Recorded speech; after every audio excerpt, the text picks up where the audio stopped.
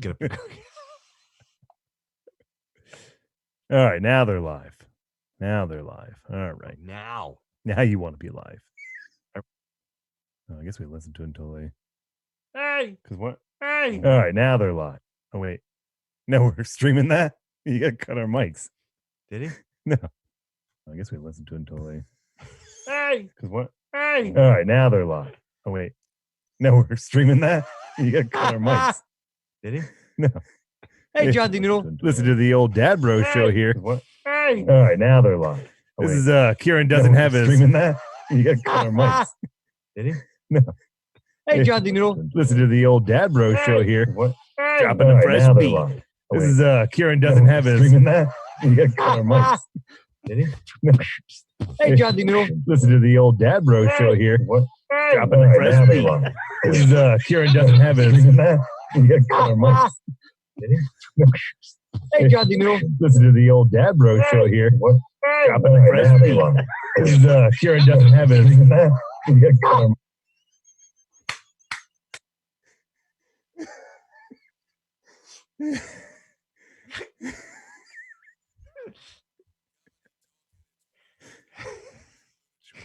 Should we tell them our mics aren't cut off? I heard I'm that. strong and you're weak. Because I'm the type of guy that everyone here wants to be like, and you are pathetic. It's the way it is. It's the way it's always going to be. And there's nothing you or your pencil-neck geek friends can do or say about it. Comprende, dickhead? I heard that. You motherfuckers. Hello, everybody. Welcome to the Lunatic Radio Show. If you're listening on podcast, you have no idea what the hell I'm talking about.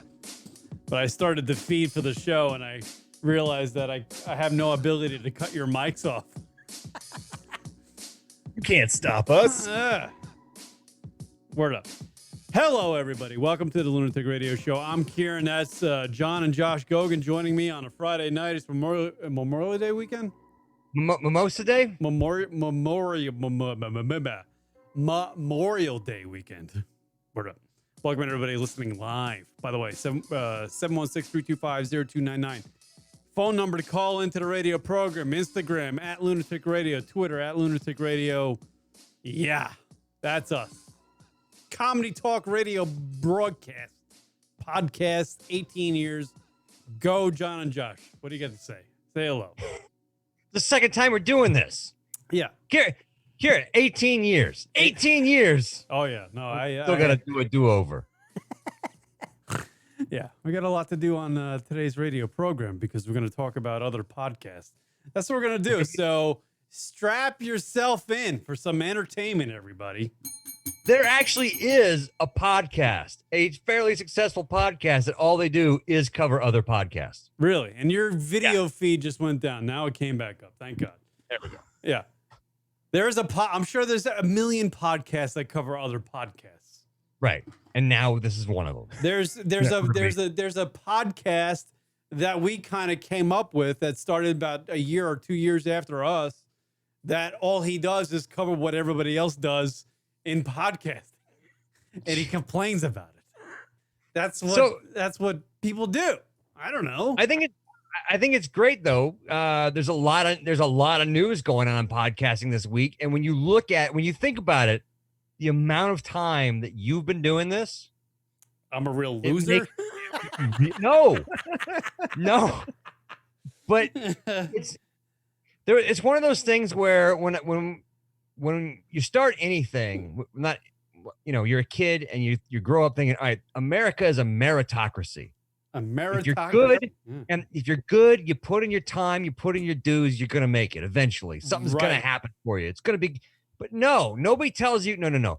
It's also who you know, being in the right place at the right time, kissing the right ass, giving the right hand jobs, that kind of thing.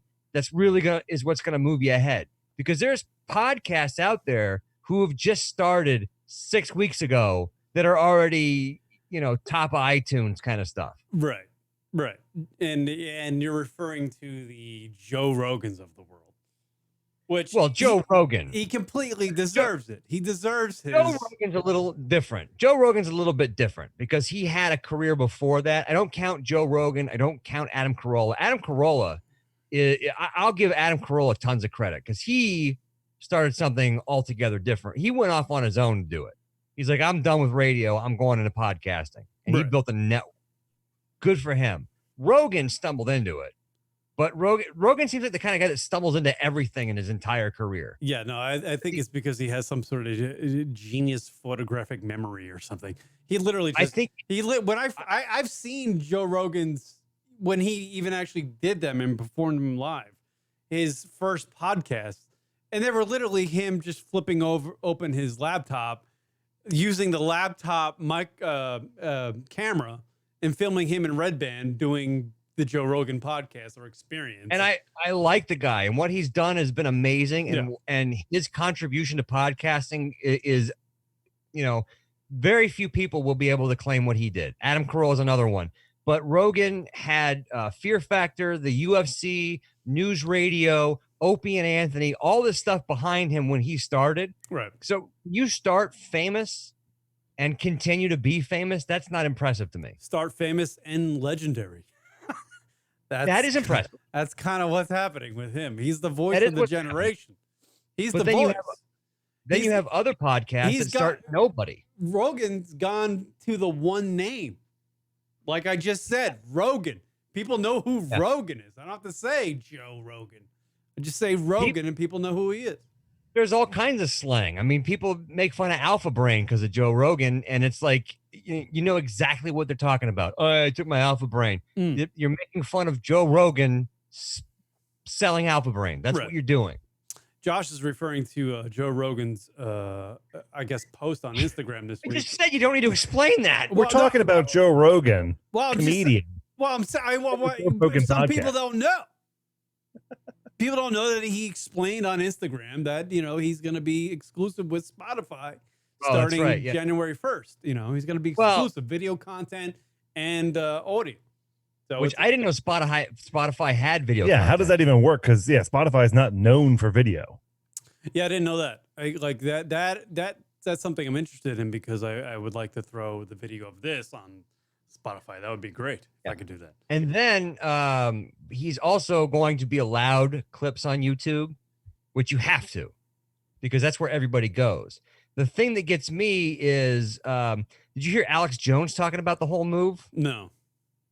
Alex Jones's take was, I talked to Joe Rogan and we talked for 45 minutes and he's going to war. He's going to war with YouTube and Google. And I was like, yeah, is he? Or was he offered over $100 million and he took it? Yeah. Well, that was supposed to be the thing. Which was it? Was the big tech. He was going to go after like the big tech and the censorship and all that stuff. And it's like, well, you can't just do that and go for another big tech company. Yeah, Spotify's big tech too. You've been better off going to joerogan.com and doing your own platform just right from there. And just be like, look, that's what we're doing. Or go to what is Alex's thing? The Freedom Only TV or whatever his band.tv. Right. I don't know everybody. But go to Alex's network if you want to really stick it to the man. But no, he's going to Spotify and they're still going to run stuff through YouTube. And you can... you can paint it that way as you're being the anti-big tech guy.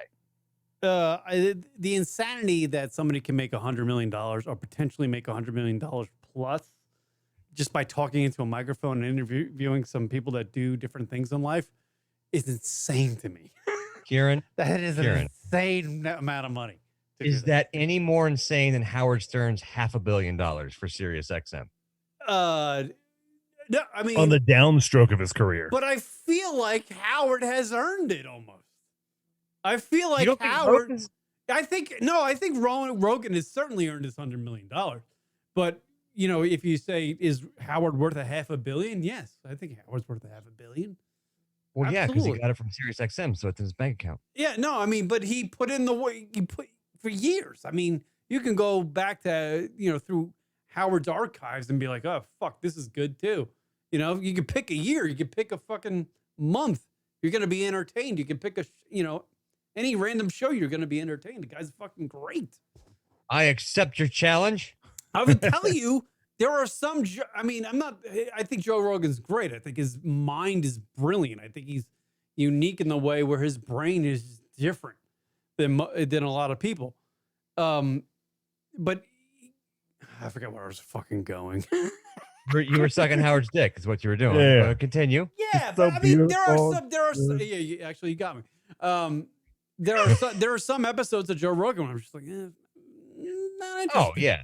Not interested. It's just like, it's almost like a library talk. And I'm just like, I don't Well, know, because Howard just Stern zoning was out. putting on a show. Yeah. Howard's putting on a show. Joe Rogan is having a conversation. yeah, it's like a 3 hour, We're just 60 minutes interview. Yeah, the long form conversation. And Well, I will say this too.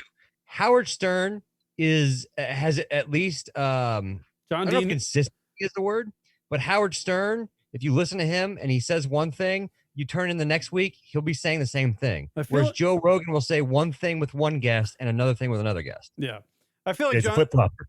I feel like John D. Noodle is my doppelganger just in Germany, because I was thinking about this week, and he writes in the chat room, at least Howard Stern had to fart into a mic to make his money. Yeah, I was thinking about that. For some reason this week, I was like, when was the last time a fucking talk show personality farted into a microphone? Jim Norton. Does he do it daily? I haven't heard him. Oh, daily. It's all he often. does. It's often. Yeah. That's what Chip Chipperson is. It's really Jim's farts. I'm not fucking concerned about Joe Rogan making $100 million. I'm actually happy for him. I think he's worth it. I think he's going to be. He needs the money. I think the Spotify thing's going to be great. I think he's the voice of a generation already. It's just only going to cement his legacy, and I think he's going to go on to do great things. And then people will get bored of him, and then people are going to get nostalgic about him, and he's going to grow old and be a fucking gazillionaire.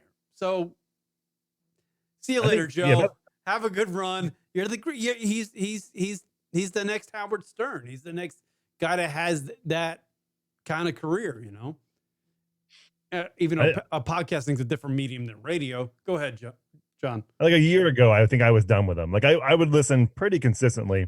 And then I went from listening to every show to like picking and choosing guests. And then now it's just kind of like, unless something, the last one, like Elon Musk came back on, I was like, you know what? I'll check it out until I remember how Elon Musk talks. Right. And then I was like, oh my God. And how much Joe Rogan fills in the gaps with just like, you're the greatest ever. Oh my God. Like if he's into somebody, yeah. Joe's. I don't like how he doesn't push back or he doesn't question any of that stuff. Oh, John D. Noodle's correcting me. Apparently, Tom Segura has a dedicated fart mic in his podcast. Yeah, that's probably accurate. Yeah, I didn't know that. See, I'm not up. I don't listen to anybody else's podcast. I do mine. I have enough time to do mine, and that's it. And I peace out and I go home. But John, I'm on the same tip as you with the Rogan thing. Like I can only watch it when there's a guest on that I can. And I watch it for like 20 minutes at most before I'm going to bed. Like I'm in bed watching it on my phone, and I'm like, but it's almost too much. It's almost too much content. Really, it is. So this is like I don't think he should do as much as he does. I don't think he should do as much as he does. Like 5 shows a week or 4 shows a week. I'm like, 1 or 2 is good. I will bet you now that he has that contract, he won't. He might dial it back. He'll dial it back. I do wonder, what does the contract do though? Like, does it put him in a box? Is he going to have to change anything or not be as vocal on certain things? Or I don't know. And I also wonder, do all the Joe Rogan hangers on follow him? Yeah, I don't know. Does the fighter and the kid? Oh, does right. that show go there too? Are they allowed to go to the yeah. I don't know. Wow. Remember when podcasting was just a little fun thing that no one really knew about, and it was like it used to be, yeah. For your average Joe would have a chance to have a voice. Now it's bigger than radio. Remember when guys on radio used to talk about, I think podcasting might be the next thing. Well, here it is. It's right here. It's bigger than radio. Podcasting is bigger than radio. And I think the next step is the ability. Like I was wondering, with Rogan signing that deal with Spotify, I'm like, is Rogan going to be able to play shit now? Can Rogan have like rejoiner music? Can Rogan take breaks? Can Rogan play, clips from shows? Can Can he do Or more? I YouTube mean, videos? if you're doing $100 million contract, with the metrics and analytics and all this, could be worth 100 million plus. He's got to be able to do that kind of stuff. It won't be just like, and we're live. Okay, fucking Tony Hawk, how are you? Should you be on Spotify? It should be just like Sirius XM, where you have access to their entire library. It so you should be. It should be like that. It should be. If he's going to do a segment on Jimi Hendrix or something or some band, he should be able to play the fucking music. Is that the case? I would imagine it is. For $100 million, and if I were in that negotiating room, I'd be like, okay, let's get a broadcasting license to be able to play all this shit because I want to be able to do it. To spice up the show if I have a thought about something middle podcast or whatever. But what did I do? You guys just motioned. No. Yeah. I forgot what I was going to say. That's all it was. I had something to comment on. I was like, I do want to know. I do want to know though. Had they said like, is it going to be only for the Spotify pay service? Oh, or is it like you'll be listening to Joe Rogan, but it'll be random if you're not paying, or you'll listen? Actually, you know what it is? I guarantee you. You won't have to pay for it, but they'll do the commercial breaks in between because they know you're going to listen. And then you can get without commercial breaks. If you pay for it, you get it without commercial breaks. And then I did have the question. I do remember what it was now. I thought somewhere that on his own platform when he was doing his own thing, at the peak of his deals or whatever, he was making like $75,000 an episode. Wow. Was that not? Was that? It would make sense. I would believe it. I remember, I remember some sort of list on the internet was like it broke down what certain podcasters like Bill Burr and Rogan make per episode. And I think Rogan at the time when I looked at it, this is years ago, was like $13,000 an episode or something like that. It was like you keep throwing around the figure. That's 20 mil. I mean, that's 20 mil a year if you were doing. That's a lot. You keep throwing around 100 mil. Yeah. That's the low end. No, they said that over 100 mil. The report was over 100 mil. I heard it could be as high as 200. Yeah. Right. Yeah, because it's not like they just handed them 100 mil and said, "Come do the show." It's based on like a metrics and how many people listen and the whole algorithm thing or whatever the fuck. Could also be like 100 mil cash and then some Spotify points and then this and then benefits and then does he get to still advertise on it and stuff? Because then he's part of that, right? Like he makes money. That's part of his thing. Yeah, so then he gets advertised on it on Spotify. He might be able to do on it, but not everything else. Okay. Yeah, Jace Car Driver. Is that Virgin Zach? I can't remember. It sounds like YouTube was not allowing certain guests. That's why Rogan left. I did hear that rumor that YouTube denied him Alex Jones and denied those two doctors that were on YouTube. Oh yeah, that got banned. I was wondering. He wanted to talk to them. Really? Because I was wondering. Said no. I was like, yeah, he should talk to those guys, and that seems like a Joe Rogan thing to do. That's the rumor. Griffin in the chat room is thinking, is Spotify going to be any different than YouTube? Or are they going to start, not allowing certain guests? Probably once they get big enough. Yeah, that was my question too. Was like, what is this? Is he going to be constrained? Is he in a box? My thing to you guys is a lot of people are saying, "Oh, this is going to hurt YouTube. YouTube's going to learn a lesson from here." Are they? No. Do you think YouTube is going to suffer at all from this? Because their biggest streamer was PewDiePie, and when PewDiePie left, yeah, dude, he was massive. When he left, PewDiePie? He go to what? Did he eat a gun? No, he went to like his own or some. He went to some other streaming service for the most part, and YouTube didn't bat an eye. Yeah, well, now when you start losing your huge players, you lose PewDiePie, you lose Joe Rogan, you lose. Well, here's the thing, though. But they created this platform, and then content creators came to them. Yeah, like Rogan went to fucking YouTube. PewDiePie came on YouTube. YouTube is a giant compared to the guy that comes to them. Thing. Yeah. Is anybody going to really follow Rogan and stop with YouTube? No, they may go to Spotify, but they're not quitting YouTube. Nobody's quitting YouTube. It's not going to hurt YouTube. No, I'm not quitting John YouTube. says D-Live. But not only that, but when YouTube was young, they were courting after these guys. The guys that were on there making regular content and decent stuff, YouTube started going after them, saying, look, let's partner together. Started bringing them to the partner program. Right. And then once YouTube got so big, then they started getting into whatever. They're picking and choosing for whatever reasons and started screwing people over. Rogan is still going to have highlight clips on YouTube. All right. So he has to. He should do low light. It should just be all him just making noises and breathing. And because again, YouTube is where people go and discover things because it just pops up in your John D. Noodle's like the information center. Every time he types into our chat room live, it's some sort of little piece of information about Joe Rogan and the podcasting world. Thank you, John D. Noodle from Germany. Guys, it is Joe Rogan. The guy is fucking in touch. 716-325-0299 if you want to get on the Joe Rogan experience, all that shit. All right, let's move on. Well, good luck to Joe. He deserves it. He's a smart guy. He's very fucking talented. His show's entertaining. It's thought-provoking. It's long form.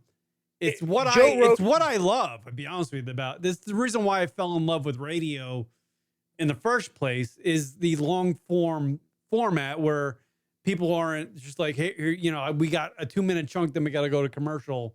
Let's get this point out. People get to think on radio. That's why I love it. Here's my problem with Rogan, though, is it makes a lot of people feel like because they listen to him, they're smart. Yeah. Oh, I heard this on Rogan. Oh, okay. It's almost like saying I read it on Wikipedia now. Right. Like, oh, Rogan? Okay. All right, fine. Well. Yeah, or they lead with the conversation. Oh, did you hear what Rogan said about fucking the neuronet? Yeah. No, what did Rogan have to say about that? So apparently that's going to happen. There's a neuronet, bro.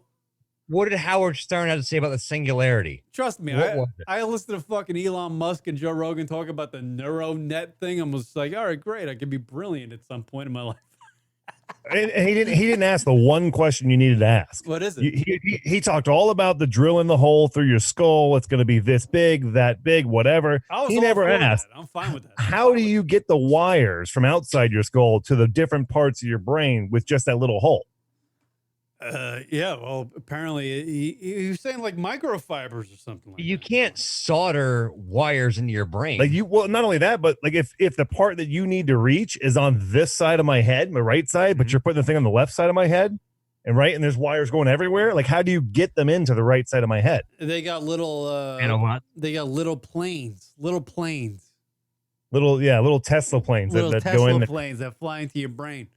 And then are they going to break the sac in your, what is that sac called? The brain sac or the skull sac? Well, to me, what language, what computer language does your brain speak? Yeah. How do you interface with your brain? Well, it's electrical impulses.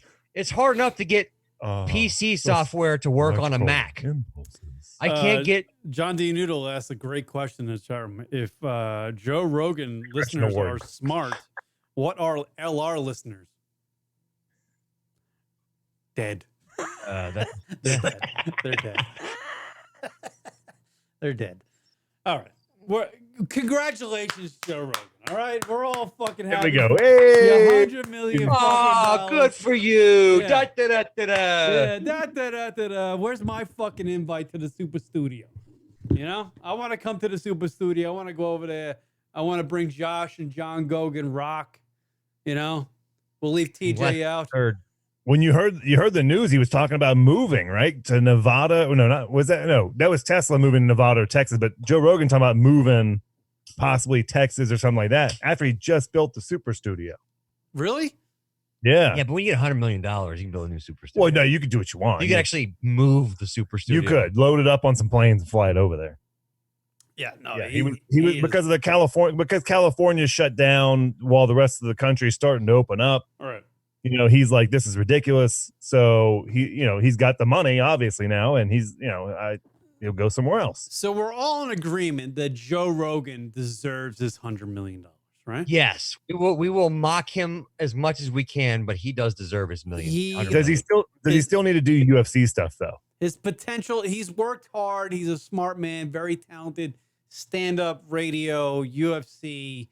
Way he explains things, he's a deep thinker. He might have a photographic memory because his knowledge of various subjects is extensive. He's talented. We know that he's talented. Now let's turn the page to the second podcasting story of the week, which has to do with the network called Barstool, led by Dave Portnoy, who is a very entertaining man. Another guy worth $100 million. Another guy who worked in to build his internet network for years and years and years. Dave Portnoy hired these two girls named Sophia and Alexandra a year ago, March 2018, right? They do a show called just two hot chicks. Ago. Two hot chicks. I have a picture of them right here. Two hot chicks. There they are. Oh. A blonde and a brunette. Hold on, Karen. The show's called Call Her Daddy. Go ahead. What? You're saying they're two hot chicks, but let's be fair about this. They're two hot chicks that when you go into a bar, you're not afraid to approach because you think, I can get with that. I don't know. Come on, because they're trashy hot. No, they're New York. Do you live in the Hamptons hot? You know what I mean? Like when they're looking but for you still have a shot. I feel like every guy's got a shot with a hot chick like that. In New York, though, are they really hot? This is not like a Scarlett Johansson. No, in New York, or some kind of like a beauty that's got some kind of grace to her. This is just like they know they've got a clock ticking, and they're going to get in as much as they can while they can. In New York, the Call Her Daddy girls, Alexandra and Sophia, and this is not an insult, I believe, if they have any type of sense of humor, they are both straight 6.5s. They don't have a sense of humor. In North Carolina, they're probably like 8.5s, 9s based on the picture you're showing. Right. Yes. If I go through their Instagram and see their other pictures, they're going to dial back. Look at the face of the brunette in that photo. Yeah.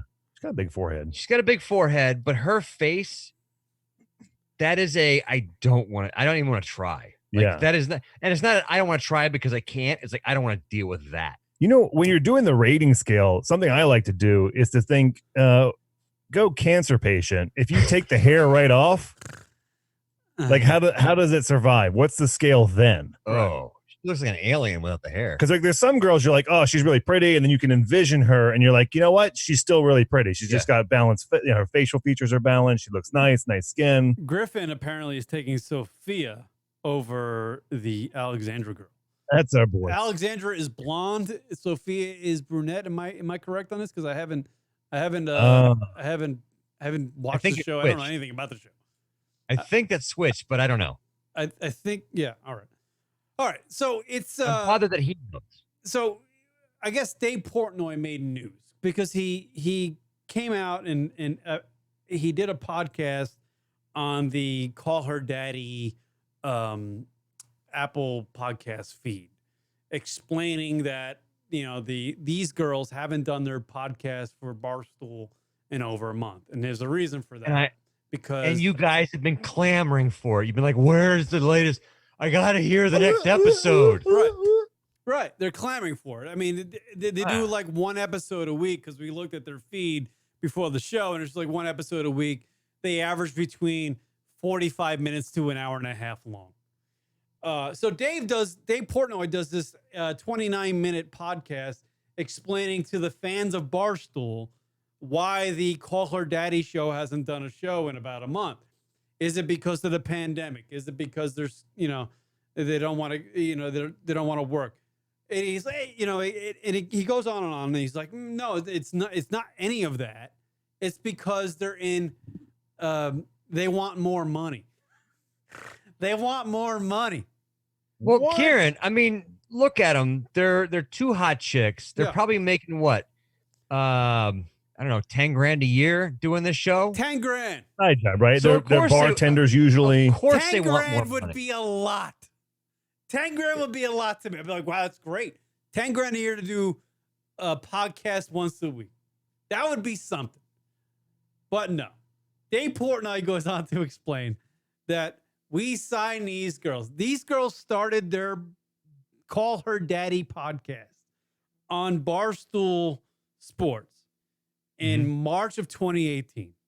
Dave signed Alexandra apparently to like 75 grand. It was like, I got to pay. Go ahead. 75 grand is almost double what the average salary is in the United States. It's double what I make. For one show a week. One show to do a fucking podcast. And how much prep are they doing for this podcast? I imagine a lot, right? They're getting a lot of stuff together. They talk about all their sexual exploits. So basically, they're prostitutes that have to go out and do field research. Okay. Right. They take a shower, they put a microphone in front of their face. That's what that's their show prep. That's their show prep. Their first, I guess they signed a 3-year deal with Barstool. And I guess their wage was like between $71,000 and $75,000, and maybe a little bit of merch percentage there and here and there. And so they're still obviously they signed a 3-year deal. They've been in performing their job for about a year and a month. They performed it for about a year, and then they wanted to renegotiate. Right, which. According to that, what's his name? Hammered. Go ahead. What's the guy's name? Dave Portnoy. Yeah.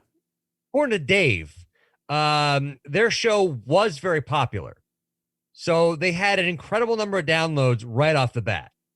So in order, it makes sense they would want to renegotiate. All right, we were nobodies when we started. Now we have some clout. Let's renegotiate this. Now we're 10 years in, And then, and Dave apparently was like, all right, cool. Let's see what you got. Let's renegotiate then. I'm fine with that. He was fine with the renegotiation. Right. But what they wanted was ridiculous. What they wanted was ridiculous, and he was willing to almost give it to him too. What he offered was ridiculous. He offered them each, when they were signed to make $71,000 to perform a podcast that lasts between 45 minutes and an hour and a half a week. And there's not any discernible talent between either one of them, other than the fact that they take showers and they know how to dye their hair and do their makeup. That's the only, there's no fucking gems coming out of these two.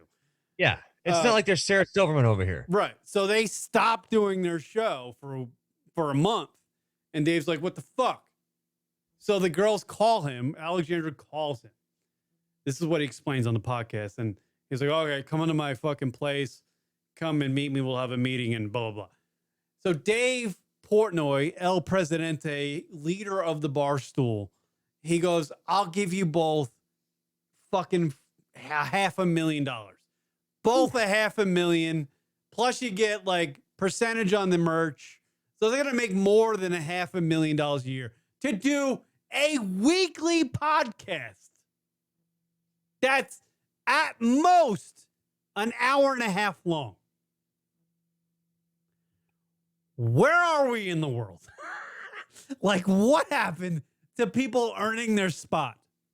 Because that's not earning their spot. These little skanks have been in the game for a year. Where'd you guys go? Are you guys gone now? No. We're letting you go. Yeah. Hold on, we're here. So the thing too, there we go, to keep in mind is that you basically have two hot chicks that do a show about sex. Right. Yeah, you actually sent me. Why is that? It's not like it takes talent for that.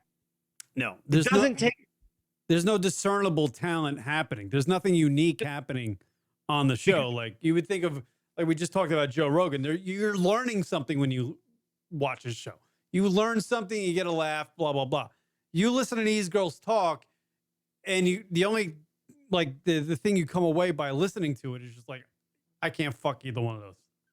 As a guy, obviously it's a chick show. I wouldn't listen to it anyway. But is it though?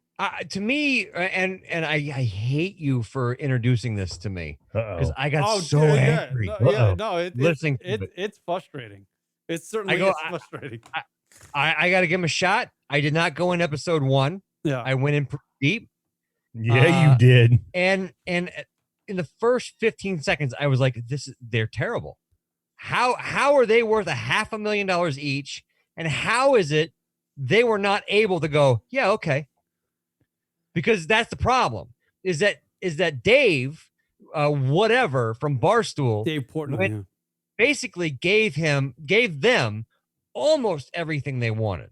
Almost. It's one of those where I will give you 90% of what you want. right? If you, I will.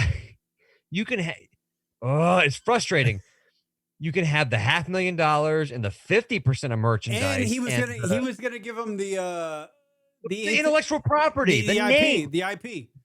They could have the name, to sell the name, use for merch and all. It's all 100% theirs. It's like so it's if they wanted to leave, it's like giving like a band or a rapper their masters. It's like that. And they still couldn't work it out, and that's frustrating about it. And then you listen to them and go, and it's like, oh, okay, you guys would not have made it without the backing of Barstool Sports. It would not have happened. There's no way. Yeah.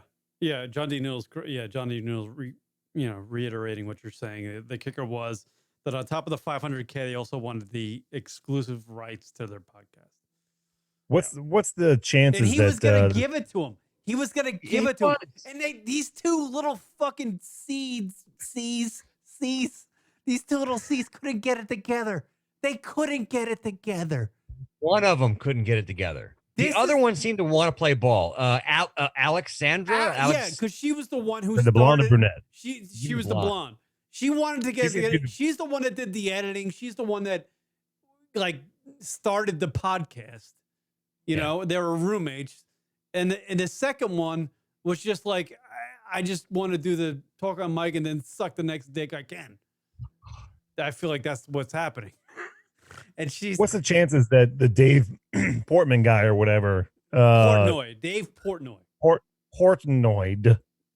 hooked up with one of these chicks, and this is how the Noid, John. And this is how he's I don't know, paying him off. I have no idea. I don't know. Did you meet one of them in a bar? I don't know. Or on the what's the thing they're talking? What's the platform they're talking about for the sugar babies? Sugar babies and sugar daddies. Yeah, they were talking about being on there for the. I think the blonde was on. She said she actually did that. Well, about here's the thing. This is what I was thinking of when I heard that these girls turned down during a pandemic a $500,000 contract each.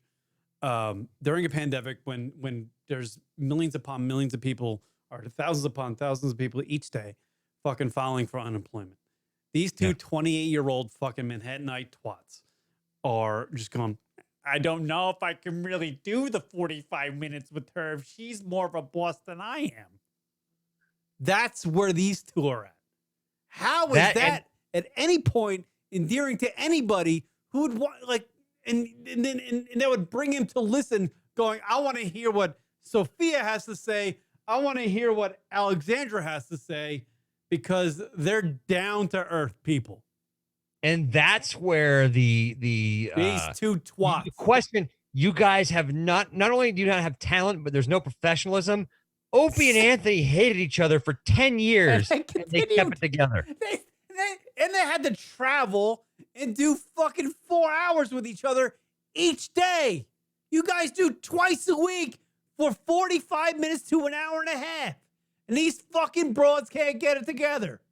What the fuck is Dave Portnoy even thinking? You know what he should have done when those broads came up to the fucking rooftop deck of his apartment complex? He just went, whoop, whoop, right off the fucking building. That would have saved us doing this fucking podcast. It's insanity that we're even paying it. The reason why we're paying attention to these two, because their perspective is gone. It's shot. They're in their late 20s. They have zero perspective of what's going on outside of them. They hit a gold mine, and then they basically couldn't. It wasn't enough. They couldn't mine it, right? Because I guarantee you, they continue for another year. They can renegotiate again, and probably get $1 million an episode. Right? Because they just started. They're just building their podcast. Not even a year. Yeah. Not even a year. And Dave Portnoy found them. He found them. They didn't even come to Barstool. Yeah. There really isn't any, like Josh sent me, he's like, go to episode 66. They do a read at the top of the show. Just play that. And I was like, all right. This tells you everything you need to know. Because if you are a radio guy, whether you're a radio fan or you're someone who's aspiring to be in radio, the live read is something you either appreciate. We've done them on the show, because it has to be conversational. It has to feel whatever. It has to have a certain thing to it. They're both. I hated them, and I hated the product when they were done with it. Sophia and Alexandra, both of them have a voice where boners go to die. The only males that would be interested in Sophia or Alexandra are guys that wear pastels. This is douchebags. Have you heard of douchebags? Kieran, have you heard of simps? Are you up on the simp culture? No. What is the simp? I'm still trying to get around the incel thing. The simp is the guy. The simp is basically the incel that defends these like hot chicks in hopes that they might get something. Really? Why would you want to bang? They're the ones that dole out the money to the OnlyFans, and they're the ones that will jump to the honor of some cam whore who's shamed her audience for not donating enough. Yeah. Why would you ever want to fuck something that can't, like, why would you ever want to fuck a girl that's like, 500 grand's not enough? That would make my balls like run up inside my body. Like, it's so unattractive, that mindset. Yes, exactly. Yes. That was one of the things I came up with. Like, I don't care what they look like. And again, they're the hot chick that to me, I think that's the gettable hot chick. Like all right. Yeah. Everybody in the bar's got a shot. Right. As long as your timing is right and you know your window, you got a chance. You got to admit they both look like pills though. There's no class. There's no, I mean, they both have cunty faces. Okay, here's what they have cunty. I mean, Alexandra less than the brunette. The brunette is Sophia, right? So here's where I will go with this, and I'm gonna quote Patrice O'Neill. You might remember this bit where he tells all the women in the audience, if there was some kind of horrible accident where you lost your vagina, what would you do to keep your man? And there was like, the mouth and the ass and the this and that. He goes, not one of you said, oh, I'll learn how to play Xbox, or I'll tell a better story, or I'll. Yeah, I remember that bit. That is hilarious. That's why the fucking late. That is what they are. Absolutely. They have nothing but holes. And once you exhaust that, you're done with them. Griffin and the Charm, they have dead eyes. Yes, they do have dead eyes. It's worse. There's no life there. It's just like, I'm just a shell to be used.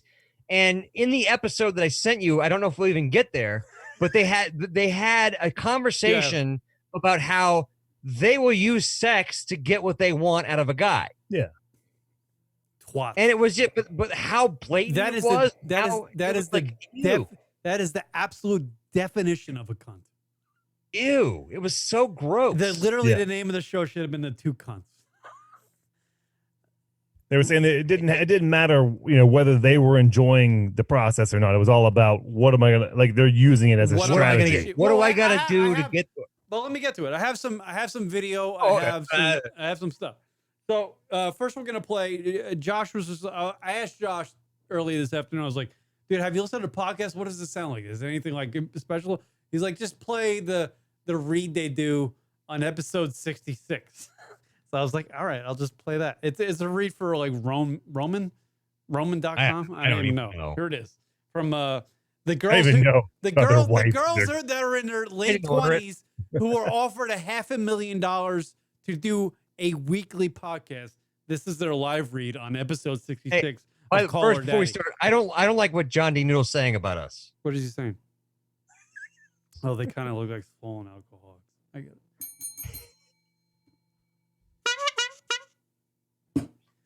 All right, here we go. Call her daddy. Sophia and Alexandra. I hope we had like 20 things to sit there and ding bells and honk horns, ring a thing. One of those like wacky. Yeah. Maybe. Party. Maybe has not. a hat to put on. Maybe fuck yourself. All right, go ahead. Our presenting sponsor is Roman. I like the things you do. Hey, Roman. I wish I could be you. When you make my... Their mics suck. Yeah. By the way, I improved this audio. I had to process it to make it sound better. Yeah, I should have left it. Yeah. That was one of the things too. When I saw their studio, I was like, wow, really? This is what you're working with? This is $500,000. My guy lasts super long, and he fucks me all night long. I want to keep going on that big flat song. Oh, guys, Roman swipes. You know the drill. You swipe it on your dick, you're going to pound her pussy for so fucking long. They are clinically proven, okay? And they're effective. They are clinically proven, okay?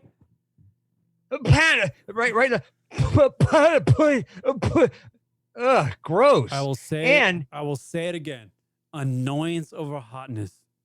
So how do they every day in this very episode go with these wipes? You'll be able to pen a pussy all night long. To the reason that we don't really have orgasms during sex is because we just don't like. So basically, like later in the show, they're kind of like, hey, we kind of want the guy to go ahead and get it over with. Really? Because so they do this fucking read, and then they Oh my god. Yeah. They take the opposite angle. Ugh. Dude, Roman, I wish I could be you. When you make oh god, that just drives me. You wish you could be a towel that you wipe on your dick before sex. How much does Roman pay for that? I wonder. Because I guarantee we could do at least half as good as that. Dude. Hey, Roman. Half as good? Yeah. Dude. Hey, Roman. I wish I could be you. When you make my guy last super long, and he fucks. John D. Noodle makes a good point. Is there an expression for butterface but for voices? Do you think they winged that, or do you think that like they that was written down? They probably rehearsed it like a dozen I think there was times. like, let's try to spice it up. Let's try to be fucking funny with this, and then it just came out like this. Oh wait, we're and he women. fucks me all night long. I want to keep going on that. Oh, we're hot chicks. All we have to say is fucking talk about fucking, and we're interesting. Yeah, they are talking like they think guys talk. Right. When guys hang out. Fucking twats. They're like a dime a dozen, these bros. Why is he bros? What separates these two fucking skanks than the rest of the bros on the Jersey Shore? Well, because they think that all guys think about is what? Sex, food. These are unfuckable twats. Shitting and it was three things, right? These girls sex, are unfuckable. Unfuckable. So what they don't understand is like once you're done with sex, there's a long period of time where you don't care about it anymore. Yeah. So what do you got after that? I would rather stick my dick in a TJ Maxx sock that I bought at TJ Maxx, Nike, preferably, than bang either one of these bros. Because the pain in the ass that they will be after the sex is a lot less than just throwing your dick in a sock and blowing a load and just throwing in laundry. Yeah. Well, they think that they think this is the way guys talk, but what this is there's one guy in your circle that talks this way, and you can only handle him a little bit at a time. Right. Like you don't hang out with that guy all the time. But that's the way gay guys talk. Yeah. That's true. Right. So, and gay guys are talking, I guess, the way they think women. I don't know. Like it's this big vicious circle of we're just going to talk the way we think they talk. The guys that fuck these two are guys that don't have other guy friends.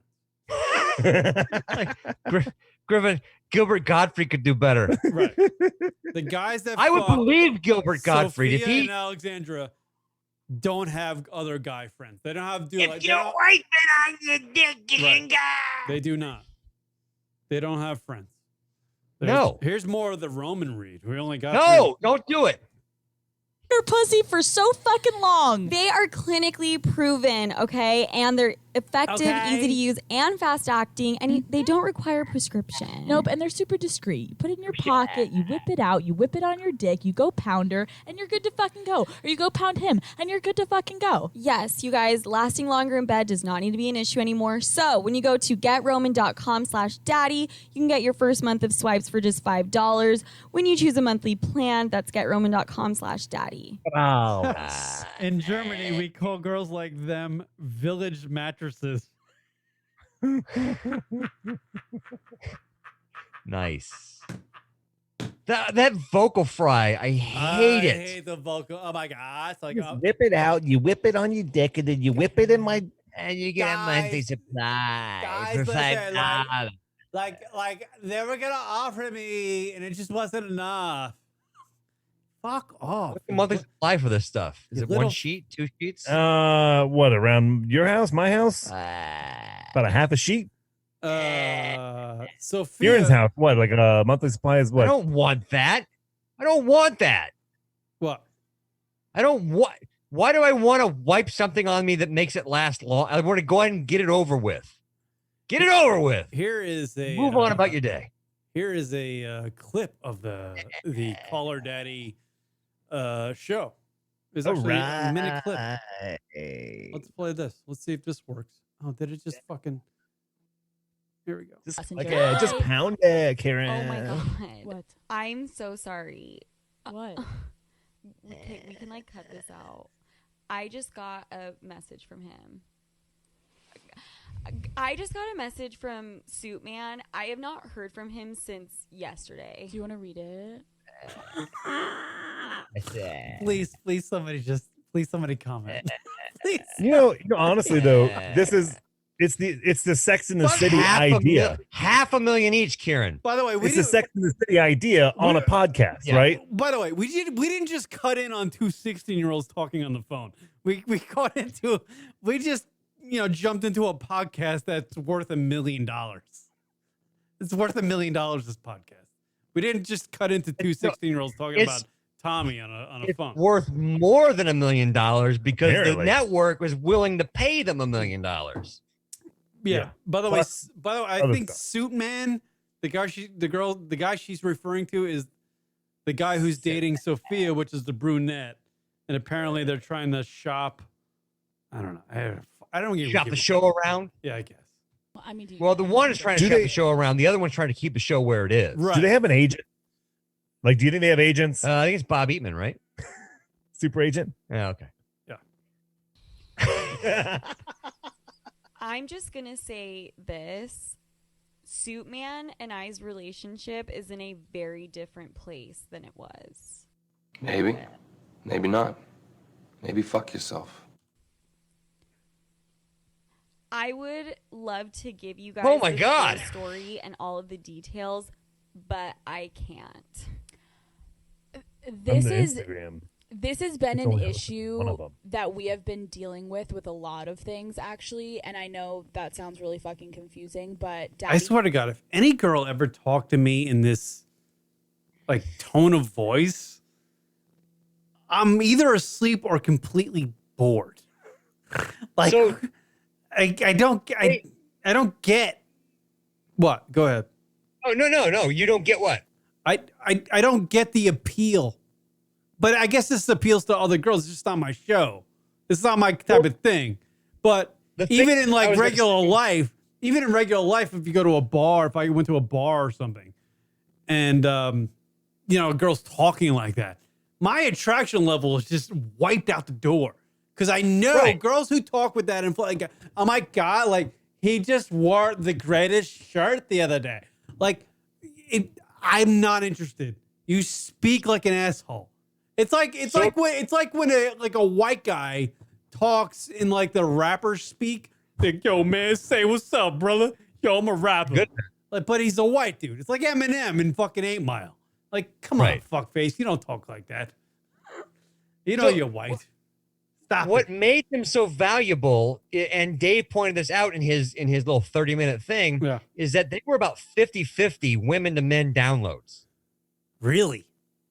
That's what he said. There's a lot of So, douchebags out there. There's got There's to be a lot of dudes listening to this. Why? I don't get it.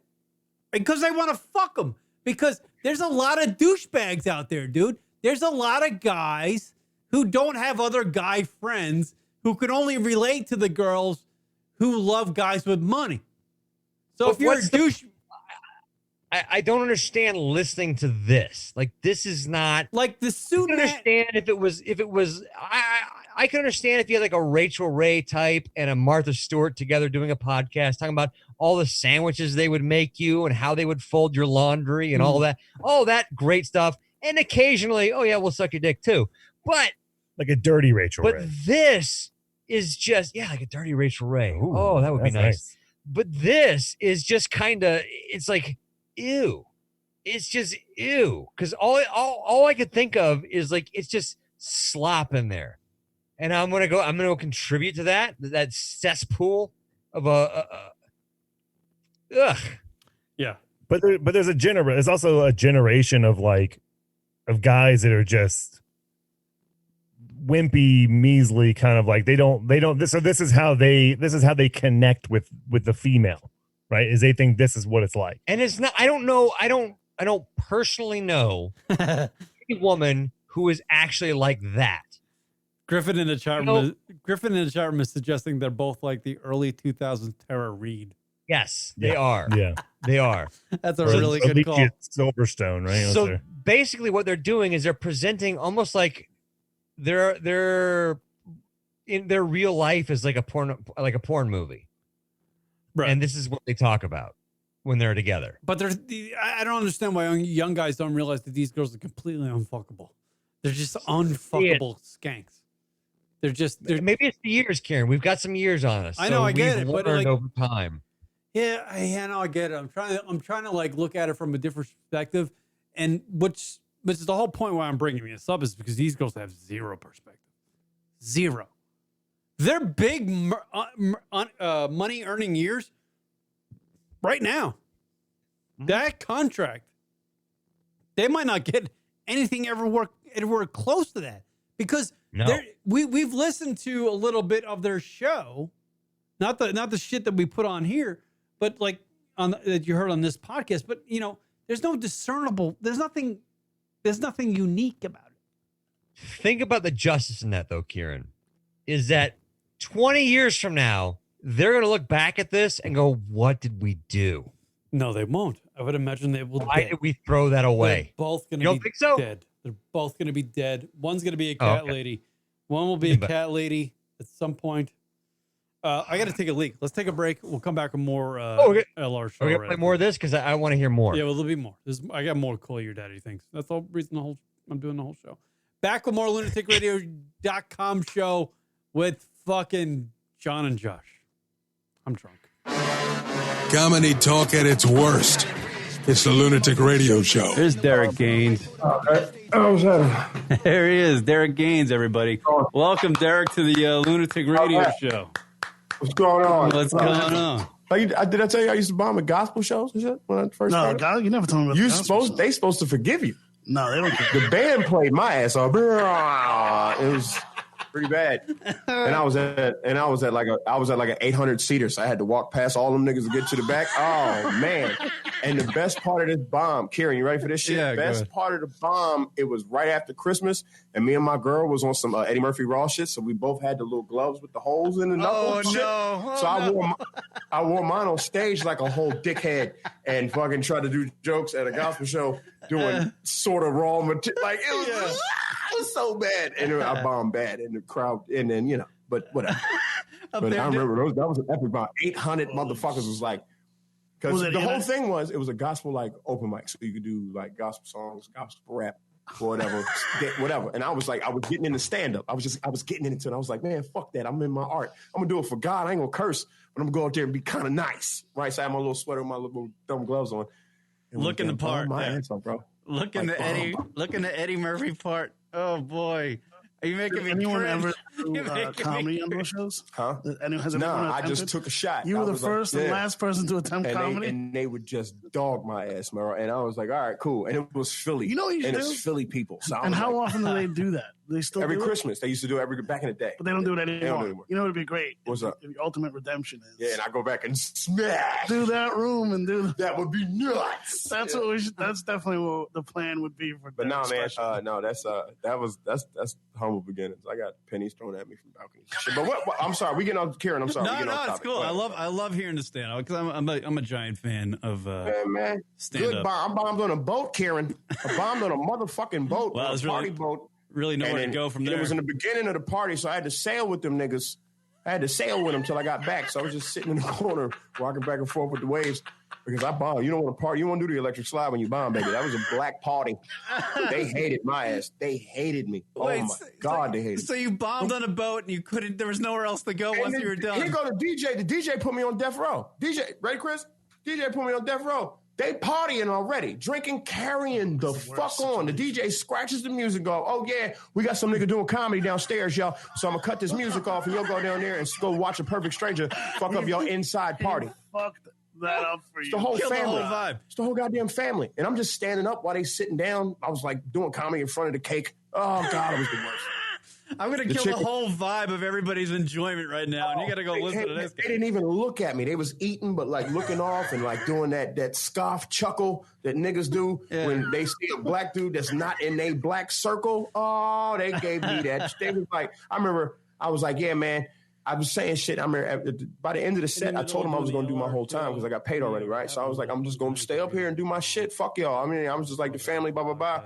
And then the cousins start standing up, the comedians in the family start standing up, snapping on me. So I had to go back and forth with them. Right. So I was like, forget that. I looked at my clock. Finally, I had a minute left. I got 60 seconds left. And I swear to God, the birthday girl who was turning 56, I swear to God, Chris, she stood up in front of her whole family, birthday girl, because you know they're going to listen. They was like, she was verbatim. Are you ready for this? She's 56 years old. She said, nigga, you got 10 seconds left.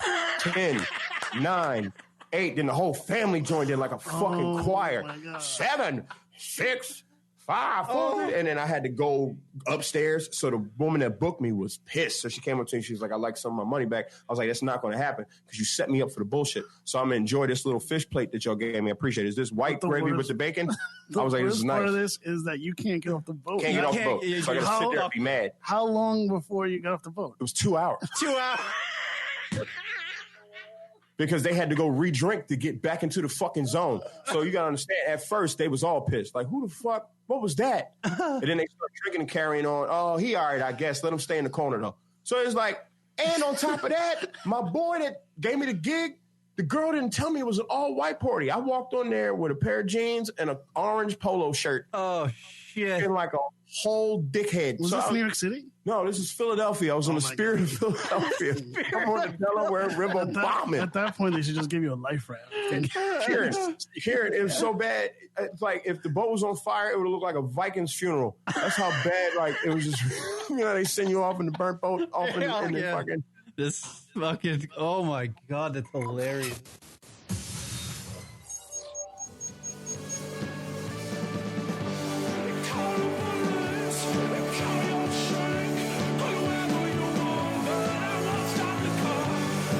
What up, everybody? LR Radio program, hanging out. What up? I was trying to record an Instagram thing when I was doing the commercial, but it didn't work out. Welcome, everybody. Thank you. 716-325-0299 if you want to call into the radio program. We were talking about the caller daddy situation to perspectiveless 28-year-olds or late 20-somethings, Manhattanite girls. They're getting close to hitting that wall, Kieran. Yeah. Where they're going to realize, oh, man, we had it really good for... You had it really good and then really fucked it up because, there was a guy, asking us, hey, you guys want to do your 45-minute job a week for... I don't know, $500,000, and we're like, I don't really know. I don't know. Somebody might be my boss. God damn, crazy what we're. I mean, 500. Kieran, if somebody asked you to do it for 5,000. You'd be all over it. 50,000. 50,000. That would be it. Yeah. Where do you want me to go? I'll go wherever. 50 grand. Yeah. Well, I tell you what, Mr. Dave Portnoy put a thing out the other day. It was like, hey, you know what? Anybody want to send in an audition? We'll take them.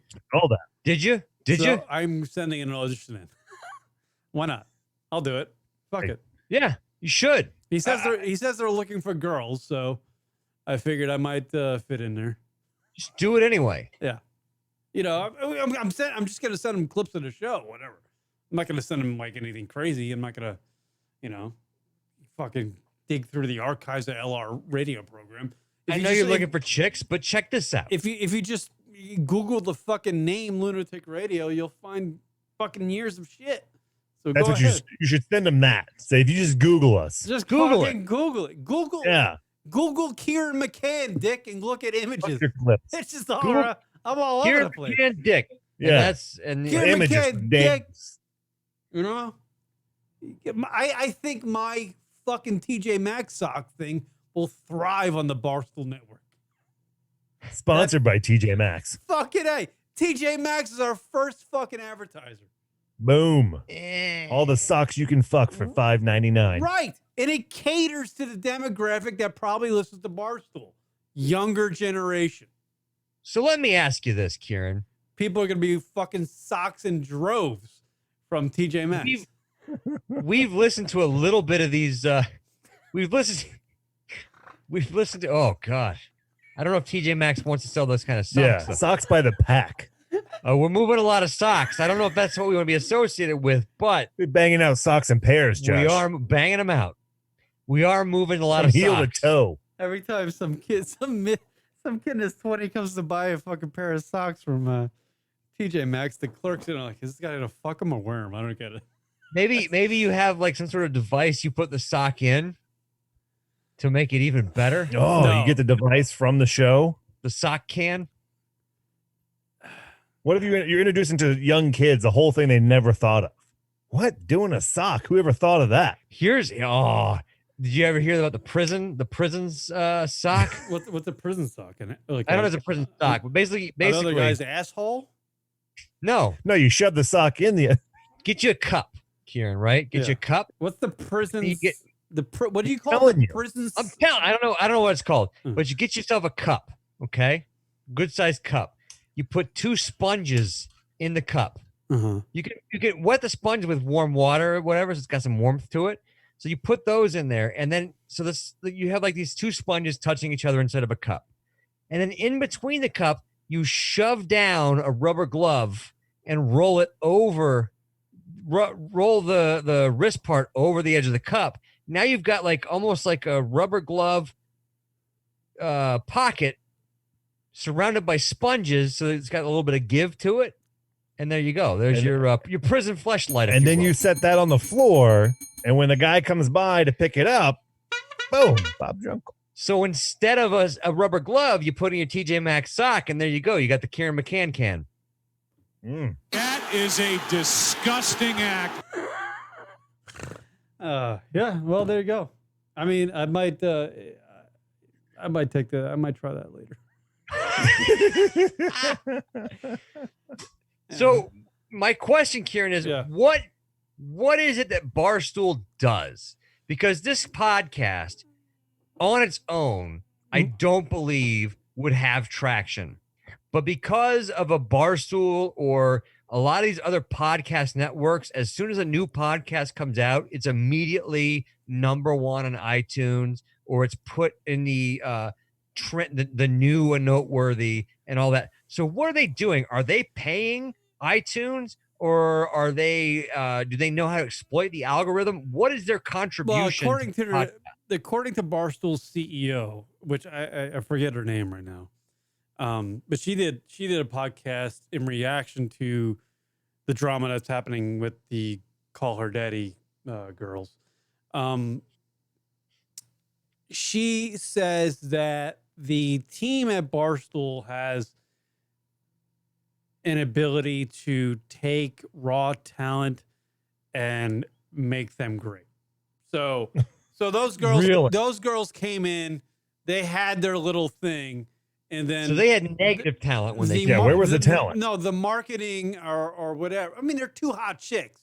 I mean, How are they marketing them though? Is that the talent For being hot? example, the bikini baristas down the road for me, all those little the girls that are probably the same age as these girls, all those girls are just fucking Instagram fucking killers. They're slaughtering on Instagram because they have tits and ass and they wear But bikinis. if you brought each one of them on your podcast and said, "Here's your own show, go," Yeah, they would not have working out. nothing. Not They work- would have nothing. Not and working out. you would not be able to sell that. So No. how is Barstool able to sell these two? Because But that of is a great in. Because Actually, tell you know what? I'll You should tell try that. because from experience, Experiment. Rock and I have kind of learned this. Because when Rock and I are on our own doing, the LR show from the LR website, Without us. we don't get that many viewers. But when we're on a certain platform, in the past we were on different platforms like networks or whatever, we did a lot Right. better because But the platform is already established, right? Is And- that live streaming or is that podcasting? Because It- I don't go to podcasts based on the network that is backing them. Like what's the big one? Westwood One or something like that? yeah, Westwood One's a big one. I listen to like 2 podcasts that are filtered through the Westwood One, but I don't go to Westwood One to find them. But Barstool has found a way to surpass that. what I you just think said. there's kickbacks going on. I seriously do because it doesn't make sense. Not to blow up your future gig, Kieran, but I don't understand how I can't something be at like Barstool. Barstool. If I was at Barstool, I'd be fucking in the HR department first day. I don't see. You just tell them you'll work for like 8% of what they want to work for. I will do it for 8%. I will do it for. I can't do the math on that, but I would do it. for that. I would do it for. Like 10%, I didn't yeah. do the math on this, but I would do it for. 4.5%. I would do it for $95,000. So here's the thing. Here's the That's thing. what I would do it for. 95. How long do you think someone actually listens to that podcast? Or they subscribe to it, download it, I listen to a think. couple. I think they have. I think they have a slew of women in their demographic that love it. I would imagine. Really? That. Yeah, there are millions upon millions of girls who have the same voice that those girls have. But what are they getting out of that? There's nothing there. They're just two people on a podcast that those types of girls can relate to. Girls that go to fucking Thirsty Thursday, the girls that suck dudes' dicks in the fucking IROCs or the fucking Kias of It's the like a world. sorority. But why are they There's listening? the camaraderie It's to like it. sorority bros. Yeah, it's like sorority Really? bros. Yeah, I would imagine. Yeah. Oh, They feel like they connect. They're part of the. What do they call their listeners? They call them. What's it called? Do they call them daddy Daddy gang. daddy gang or something like that? Yeah, Yeah, daddy daddy. gang. I don't even understand. What does it call your daddy? I don't even understand what does that mean? Well, What is it? It's a good name. I would imagine it's a good name for a podcast. Call Your Daddy, because it almost takes us into the fucking demographic because they want her daddy. Yeah, Like, is it she's being so bad? You need to call her dad. Like, I don't understand what the point of the title is. Maybe you're right. Maybe it's like they're like a young dominant girl, and like we need. They're to not. Yeah, I don't know. They're not. They're just fucking idiots. They're playing the submissive role. They know they're playing a submissive role in a way to get what they want. Yeah. But I don't know how. I don't know what they want. Like, what do you want? Because this is one of those where in 10 years they're going to be still trying to play the same game, but nobody's biting, and they're going to wonder what they did with their lives. Right. Oh, Griffin's asking, where's the Call Him Mommy podcast?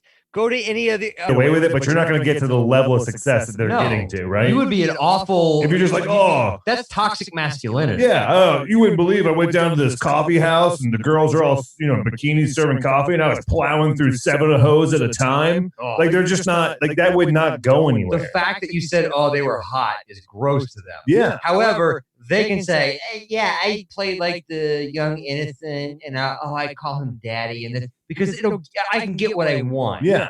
that's how I get what I want, is to placate him sexually and it arouse.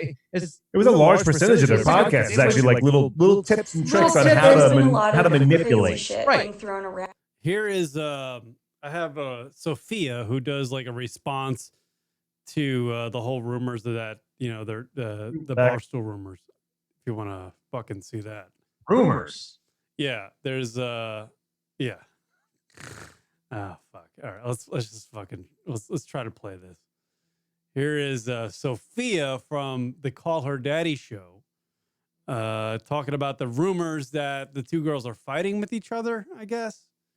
Sophia Franklin speaks out about Call Her Daddy / Barstool rumors. Full Insta story. She did this on her Instagram. Around, and some of it is. There's been a lot of crazy shit being thrown around, and some of it is true, some of it is false. I'm going to be 100% open and honest with you guys. Fake already. Tell Alex it's fake and I already. created. Do you believe any of that? You can tell it's Is fake this the blonde already. or the brunette? No, this is the one that didn't do her fair share in the beginning. It's a brunette. Yes. Okay. Yeah, because she's going like, there's a lot going around. And like she's already setting herself up as a victim of stuff, and so you feel sorry, but she knows she's the bad guy in this. How much of this whole thing though could be made up as a publicity stunt?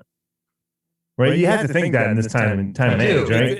It's a good point, John. Everything is a pro wrestling. Because how much news coverage when you guys sent me the information for these broads, I looked them up online, and I got news story after news story of just like, oh well, they're fighting over this, they're doing that. Like they're getting so much coverage because of it. Then that gives them negotiating power because the coverage, good or bad, gives them notoriety. Which also makes they're all over the fucking the lexicon this week, really. Which is also frustrating because they shouldn't be. No, nobody should give. There's no discernible talent. There's no discernible talent, which should make men across the world, or at least doing podcasts or in entertainment or comedians or singers, they should make them fucking infuriated. And I'm sure it is. It's making me infuriated. You've got people who spend time trying to create good content that are listening to this and going, "What? This is what you're doing, right, Kieran? You are going like, I spend time trying to be good at this. You know how many relationships? I'm owning a craft. I've been working at it for 18 years, and here you come." A year and a half ago, and you get a $500,000 contract. And it's not good enough for you. It's crazy, insanity. You know what I would give for $500,000 to do my stupid ass podcast? I would fucking duck. Jesus Christ, I would do Dave himself. I would do anything for that. That's great money. The perspective. The lack of perspective that these two have is unreal. It's insane. And Kieran, make sure you put all this in the description box below so that when Dave goes looking for stuff on this, he sees your podcast and looks it up so he can discover the Dad Bro Show and give us a contract. Yeah. Dave. We'll send our own stuff. We'll do that. Dave, I'm a little hammered doing my show, but I like to drink at least one of the shows. But that's what's frustrating about this, is that they can do that. And because podcast is an audible medium. It's only you listen to it. So you could have the face of it be some sexy chick, and it could be two whales with missing teeth doing the actual show, and you wouldn't know it. Rock and I have said, what makes them special? Rock and I have said this for years, that we should probably do our show and just put the camera on two girls in bikinis, and we just do our show as normal. Don't even reference the girls at all. And I guarantee you our listenership would double. You absolutely would. Yeah. And that's the most frustrating thing. And they will play the victim as if they don't have a fair shot. Right. Because it's a man's world run by men. Right. Even though you, with zero talent, and a low cut top will top a man every time. Joe Rogan has got to work his ass off and build studios and do all that. And yeah, he gets 100, but there's one Joe Rogan. How many guys have a podcast versus these? But he's making 100 million to every million they make, though. Right. 75 cents on the dollar. That's true. Joe Rogan has earned it. He earned it. He really did. And it's not a sexist thing to say that, because he did do it. He's a standout. He put in his time. He did the work. He put money into his craft, building the studio, building the fitness thing, building the advertisers. He earned that money, and he became what he is. These girls were handed a platform by Dave, and now they're exploiting it.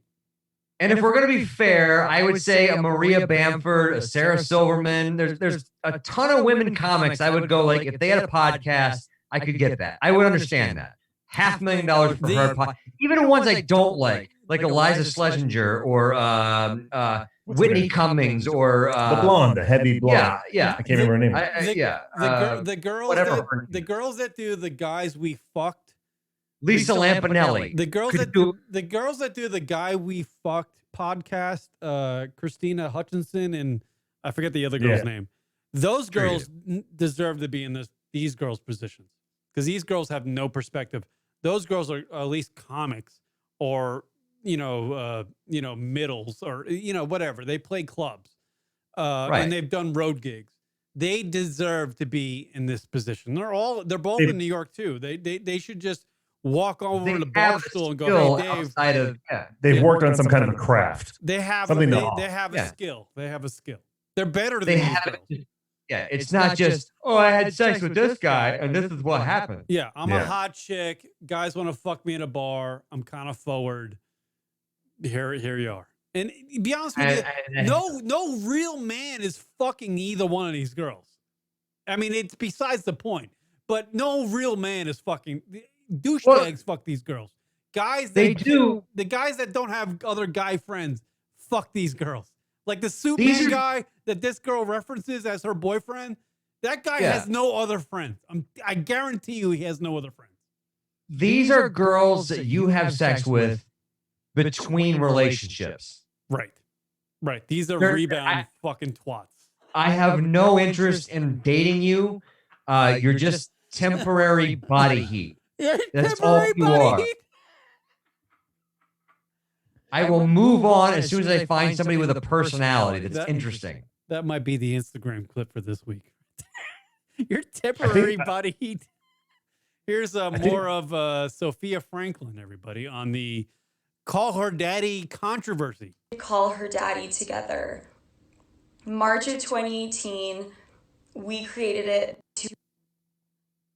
And at that time, we were best friends, roommates, arguably like sisters. Daddy gang, you've been there from the beginning. Then we took the show to Barstool Sports. Did Barstool Sports help blow up Call Her Daddy? 100%. After some time passed, Alex and I then both decided we wanted to consider some other options for multiple reasons. One of them being for the benefit of the Daddy gang, believe it or not. No. It's the benefit of you. Yes. You fucking 28-year-old perspectiveless idiot. Kieran, all for the benefit of you. I don't want to speak for Lunatic Radio, but I will speak for the Dabro Show. If a company came along and said, you know what, we want to put our backing behind you, and within a year, we built ourselves up to be able to renegotiate for $500,000. I don't care if I get $1 million somewhere else. I'm sticking with the one that brought me to the dance. Right. There's a loyalty there where you brought me up to this. Absolutely. Great point. And you deserve for the effort you put in to earn whatever. And later on down the road, we can renegotiate again. But when it starts to become unfair. When it becomes unfair, they're being fair. Which, if I'm being fair and you're being fair, I don't want to sever this relationship. I don't want to jump ship and go somewhere else where we haven't built something together just so I can get a little bit more money now. Because I know in the long run, we built a relationship together, and people in the long run respect that loyalty together. So you're thinking about it like a man, as opposed to a. You know what? I am. As opposed to a gold digging. Not what can I get right now. Yeah, you're gold digging right. 20-something-year-old, who talks about dating guys to be their sugar babies and whatnot. That's what you're looking at. Is they're looking for that next step up. What's the next dick they can grab to move up the ladder? Here's more. Sophia Franklin speaks out about the Coil Dowdy Barstool fucking rumors. Full story. Well, whatever. But we did. And do we regret the way we went about it? Absolutely. We could have handled it differently. There's like so many fucking edits in this. Is it the Insta story that makes the edits? I don't get it. But I feel like she's No. The Insta stories have like a certain timeline. I feel like she has like one thought and she's like, okay, I covered that thought and now I need to go to the second half of the sentence. You know what I mean? And it's shot like on a cell phone, so it's supposed to look like spontaneous, but then it's cut like 50 times. But we still wanted to work something out with Barstool, hence the meeting with Dave. Work something out? You're a year into doing 45 fucking minutes of work, you fucking 28-year-old piece of shit.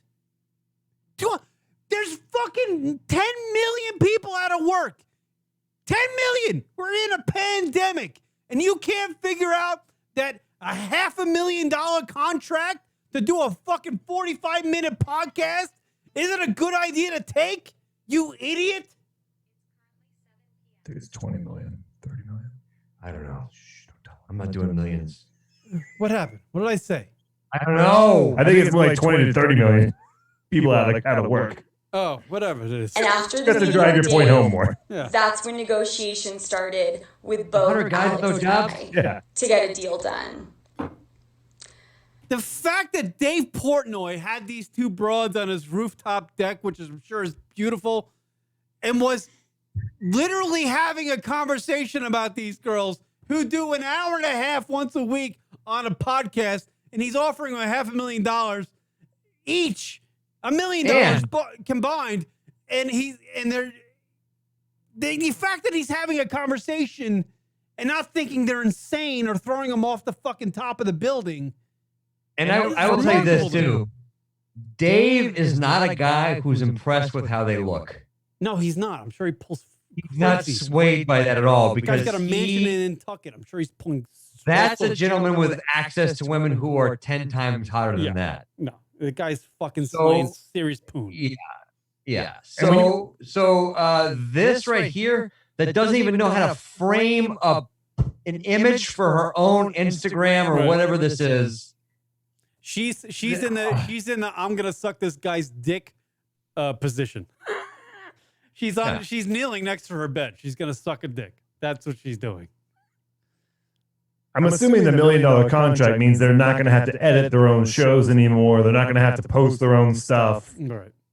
So the job gets even easier. Yeah. Right. It's not even that. It's in context. It's like you went from building and working your own stuff to now I just got to sit in front of a mic, spew out some stuff once a week. I'm pretty sure when Barstool takes over, they take over everything. For once a week, these two have to formulate a few thoughts. Oh, Kieran. And make a $500,000 a year. On episode 66. And they're complaining about it. They complained about not having first dibs on the studio. Yeah. Because they didn't have guests. I was going to bring this up earlier. When you were talking about O&A having to get up, 5 days a week or whatever, drive into the studio. They're getting up at 3-4 o'clock in the morning to make it to the studio for drive time radio, right? Be on at 6-7 o'clock in the morning. These girls were complaining about they would have to be in the studio in the evening because they didn't have any guests, and the good spots, the daytime spots, are all saved for the podcasts and shows that have guests. Right. So they don't even have shit to do during the day. They get up, they can roll out of bed at noon, 2 o'clock in the afternoon, roll into a studio that's set up for them. This is fucking retarded. Where are we? This is idiocracy, dude. Dude, how your job couldn't be easier.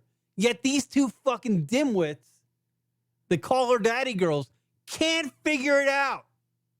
Do you have Don Cheadle from Boogie Nights on your soundboard there? This isn't fair. It's not fair. No, all I have is this. Maybe. Maybe not. Maybe fuck yourself. I might have another one that says... Well, I think I'm gonna go if you two are gonna just sit around and suck each other's dicks. It doesn't really make sense, but whatever. Don't be jealous that I've been chatting online with babes all day. It's so frustrating. Oh my god. Because, is it not? Because they don't know how awesome they have it. And it's not good enough. Which, by the way, and there's no there's no discernible talent. There's none. Go ahead. This is very much I don't want to say reminiscent, but this is very much like a lot of women as far as their status goes. Like you gotta as far as their relationship goes, you got a good guy who wants to treat you well, who wants to make sure you're happy and that you get to do the things that you want to do, but it's not good enough for you, is it? There's something better out there for you because you deserve more than that. And this is just a podcast version of that. This podcast isn't good enough for us because we're hot chicks and we deserve more. We deserve more than $500,000 plus half the merchandise, plus this and plus the rights to our own name. Unreal, dude. Unfucking real. Here's more of Sophia. Yeah. This is where the story gets extremely fucked up. Really? Extremely I found fucked out up. that It's got like south. This is where it gets extremely fucked up. Is Barstool Sports approached us about coming on their network, and all of a sudden we're doing like big business. How fucked up is that? This bitch. This bitch is talking about the most important thing of her career, and what she's doing is kneeling next to the side of a bed. She's not even in a fucking chair. Is she in a hostel? What kind of bed is that even? Right. The fact that she said this is the messed up. This is the effed up part. This is not the fact that you have an audience that gains you a $500,000 contract. Right. To me, that's the effed up part. Yeah. But I am actually. I mean, if a guy's doing this speech on his Insta stories and he's arguing about a $500,000 contract for doing 45 minutes of work or an hour worth of work that's recorded and edited, I mean, I'm sitting in a chair in some sort of computer room or office, and I'm not kneeling next to the side of a bed. Yeah. To exploit the fact that my only talent is that I'm sexy and I want to paint the impression that I'm just, kind of blowing guys or right. It's sex. It's not what I say on the microphone. It's sex, and how I look. That's what it is. This is all, their whole show is bullshit. You've got guys that put 100 hours a week in for a $500,000. Yeah. And they have to do 45 minutes? Right. Fuck you, Me Too. Fuck you. Yeah. Wow. I think we're looking at it all wrong. I think what it is we need to stop. We need to stop doing our shows, and we need to go hire some young, attractive girls to do and just produce shows. If there's any good that's coming out of the pandemic, is that the Me Too movement is done. Stop with this shit. So what we've seen here is that it's so hard for a woman to make it in a man's world that if a woman talks like they think guys talk in a locker room, they get $500,000 contracts. Right. If a woman goes online and goes on Twitch and plays video games that a guy would play, they get 500,000 viewers and donations out the ass. Right. So it's so hard for these women that to do this stuff that we got to pay attention to them and make sure that they're okay. It's the Paige Spernick factor. Paige They can Spernick is a hot chick that plays golf. She played college golf. She doesn't even play PGA Tour golf. Yet she's more famous than any other LPGA Tour player. It's you are living my dream Right. on nothing other than your looks. Right. Right. And it is so evident in how she's speaking too. She's so vapid. She's just out. She's not even there. Right. You can't relate to this fucking drone. And it doesn't go the other way. And by what I mean is you have a guy that looks like Brad Pitt with no talent. He goes nowhere. John D. Knowles checking in. Half Eddie Murphy. What the Jace Car driver there saying, you mentioned the podcast pimping podcast, pimping cast. And all you're doing is you're just pimping out hot chicks on your podcast. All you need to do now is say, forget it. Lunatic Radio is a network. And I'm going to go down to the coffee shop and get as many bikini baristas as I can on this microphone. I tried. And saying is, I will tell them this is what you say, and we'll sell it, and you'll get. And it can be like cam girls. There's a guy I listened to. He had a cam girl site. He basically, for like one cam girl, a good one, would bring in 40 grand. He'd give her 4 a month. Yeah, because he paid for the housing and everything. So you live in my apartment. You do this, you do that. I'll provide everything. But you make $2 grand. Well, and they don't even they can't, and they don't grasp the concept of what you could make with it, right? They don't even know you can make 40 grand. Well, they couldn't. I don't know if it No, would be a they knew 46 that, or but they couldn't make the 40 grand without him. So All they right, would leave. There's more Sophia Franklin from the Caller Daddy podcast that is no more. Alex had gone behind my back and done something. And I found out it wasn't the first time. And that's why we're here. Right. The only thing she did was she went behind your back and said, hey, I do a lot of the posting and editing and production for the radio show, so maybe I should get a couple more grand than she does, because she just comes on the show and talks about fucking, the Kardashians and the guy's dick she sucked the night before, and that's it. I should get a little bit more. Be honest with you, if the Lunatic Radio show went to Barstool and was in these girls' positions, I'll be honest with you, I'd probably go 50-50 anyway. She's sitting here going like, this is an agreement that should have been made from the get-go, though, right? Like, you should make an agreement. Like, Josh and I will make an agreement right now. I don't care who gets offered. If Josh gets offered more, we'll take it. That's fine. Who the fuck? What is this? This girl's such a dullard that she believes that somebody is going to believe her side based on what she's saying right now. They went and offered her more money, even though I'm the one that does all the impressions, and I'm the one funny. And me and Jim Norton riff the whole show, and she just sits back and runs the board. Do an Opie thing. Oh, you're doing an Opie thing. I mean, she thinks she's like the conductor of the show, but whatever. I know how to do radio. I remember when Josh. I remember listening to the Opie and Anthony show and hearing Josh in the studio. That's great. Classic. I remember that. Like that show. Opie was nice to me. Yeah. I liked Opie. He was nice to me. No, I remember. He's always listening been to nice that to me too. He actually had. I forgot to tell you this, Josh. Not even like a month and a half ago, I was texting Opie back. We had a like 8 back and forths on a text message. I liked Opie. I don't know. He wasn't a bad dude. I feel like he got a lot of bad stuff, and I'm sure there was a lot there. Not to like, there's no power there anymore, but you know, like I feel like he kind of got a bad rap. Oh, we could probably get on his Probably podcast. not.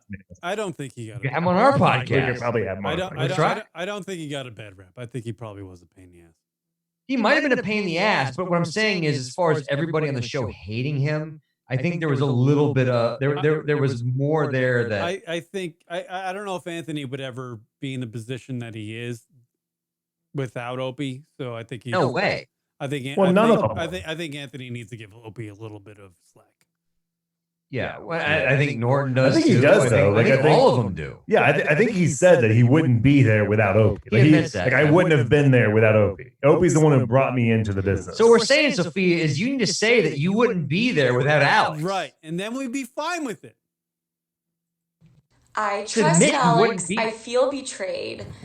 But ultimately, she was my best friend, and that doesn't change overnight. And I'm willing to call her daddy. I really am. I just can't do it under the circumstances that she wants. I can't do it while she's demanding that she controls the show. What does that mean? I don't want to be like her employee. Right. She doesn't want to be She's using the language. She's using the Jim Norton language in the argument. I don't know. I work here at your pleasure. If you fire me, you can fire me because you're the boss. Right. But what I can't do it under these conditions. I can't do. It's 45 minutes. You can't do 45 minutes for $500,000 a year under these do the conditions. Fucking show and shut up. It's the host. It's the host co-host argument. Are we both co-hosts, or are you the host and I'm the co-host? If I'm this fucking girl's father, I'm fucking slamming my fucking head against the wall. Her dad was out of the picture a long time ago. And either host, co-host is making the same money as host in this scenario. This is what Manhattan does to you. Living in Manhattan and having that kind of lifestyle, you lose it. Making that kind of money and not living in the suburbs, you know, not being the Bridge and Tunnel crowd, living in Manhattan in an apartment. This is what that shit does to you. Part of the problem is her looks give her an option. Right, it may not be forever, but she's got an option to move up based on her looks. But yes, but her media stance for the last week is fucking destroying her looks. No, but she can go. She can still get into the right clubs and meet the right guys to where you know I meet a guy who makes $1.5 million a year. So I'm entitled to at least $750,000 once we divorce, kind of stuff. It's a pretty easy argument though. Dave from Barstool should just go, okay, cool. You go out. I want you to record me an episode, and I want it by Tuesday. Let me see what you got, and have her record it, produce it, edit it, and give him an episode. Leroy Jenkins, call in on this 716-325-0299 because you're chatting, or you're writing some shit in the chat room. I want to hear your perspective on this because Leroy Jenkins is our former third mic after Josh Gogan. What Barstool could do is take this and say, look, here's what you do. I'll tell you what, we'll let you go for a month. Put your own podcast out for a month, and let's see how you do without us. Yeah. Let's see how it goes. Well, that's the thing. They were doing okay. According to Dave, that's the reason why Dave picked them up. Okay, but you guys or us, whatever, when we were doing the show together, we were on page 2, sometimes page 1 of the iTunes comedy podcast. Yeah, we were there. We were notes and newsworthy. Yeah, so on our own, by the way. On our own, on your whatever. I don't want to take over, but what I'm saying is they couldn't do that without Barstool. Right. So Barstool could flex its muscle and say, "Yeah, go ahead, go. You have the name. Go for it. No, have fun." I think Barstool has the power here. I honestly do, because I think you got. Get your own ads without us. Because the medium is so flooded with people, so many podcasts. Everybody has a fucking podcast. I think the platform, an established platform like Barstool, enables if they feature somebody like these girls, or say like a Dad Bro show or the LR show or something like that, we can certainly flourish in that environment with that platform. That is something. I think so. I don't know. But are you guys laughing at me? No, I'm looking on their Instagram page of them in studio talking, and the brunette, without her makeup, without her hair done right and everything, she is not. She drops down to probably a 5. Griffin checking in. This is gonna drive us crazy. She's got a weird forehead. It's a weird forehead thing. And the blonde has a beanie on, so that doesn't. Yeah, that's an unfair advantage. Griffin in the chat room just brought up a stat, and it's gonna fucking infuriate everybody listening to this podcast, or radio show, or internet radio show, what the fuck we do. Griffin in the chat room, 45 minutes a week is 39 hours a year. That is $500 million. Oh, that is infuriating. And this bitch is that is less than the average work week. Yeah, the thing in a year. Both of them should have been on the fucking rooftop deck of Dave Portnoy's fucking apartment complex, blowing him and taking goo to the face. They've done a lot more for a lot less, according to their own stories. Yeah. Yes. Yes. Yeah. They should have been double handy, fucking porn style on his dick for fucking $500,000. There's porn stars who don't make that much money. Yeah, these two perspectiveless idiots. These 20s. I mean, the other girl I feel like I give more credit to. This one, Sophia, this girl's out of her fucking mind. Yeah. Partners. We've always been that way. We've always been 50-50. And so it's putting me in like an extremely tough position. So here we are. What tough position are you in? You're 28 years old. You're beautiful. You live in Manhattan. You got the fucking suit guy who's your boyfriend, who apparently works for HBO and is shopping around your whatever talent you have, other than looking like a 7 in fucking Selden, Long Island. You know, be honest with you, that's what you are. And like, what talent do you have? Other than the fact that somebody stuck a microphone in front of your face at some point. It's always been 50-50. 50-50? God. Look at what you're being offered. Without Barstool and your roommate, you're making fucking $12 an hour at a fucking Circle K. So, okay, Destiny's Child knew that Beyonce was going to be the one that was going to go off and have the career. Did they say, no, we're not going to, because we're supposed to be all the same? And we're supposed, no, they were like, look, we're going to ride this as far as it goes. And then when you go off and do your own thing, that's fine. But, you know, unfucking real. You take the offer in front of you when it's as amazing as this is, and then you know it's going to end at some point. Or you just play the game and keep it going. Yeah, you keep the O&A thing going for 20 years. Yeah. Devil's advocate, though, maybe, just maybe, the boyfriend is trying to take her down a peg or two. No, I think the boyfriend's trying to. I think he's a pastel wearing douche. What kind of why would the boyfriend, like, what does the boyfriend get out of this? He was trying to shop around. He was trying to help them out and try to shop them around. That's what they were. If he's a suit at HBO, couldn't he get a woman that looks like this that has nothing? HBO's not taking on either one of these two dullards. What I'm saying is like, you know, like, what is this guy getting out of this relationship? She's awful. Yeah. She's find somebody that is toxic pussy. Yes. Find someone who looks like that that's not toxic. It's out there. Yeah. There's millions of them. They're great. There's tens upon tens of millions of girls who are not like that fucking skank. And they don't have the They don't have the stories. And sometimes they do this just to manipulate the man. And I was with an ex-boyfriend and we're hooked up together again. And he left and I looked through his nightstand and I found a thing from another girlfriend. Yeah. And I was like, what is it? You know what? I'm not going to bring it up. I'm going to hang on to it for when it's good for me.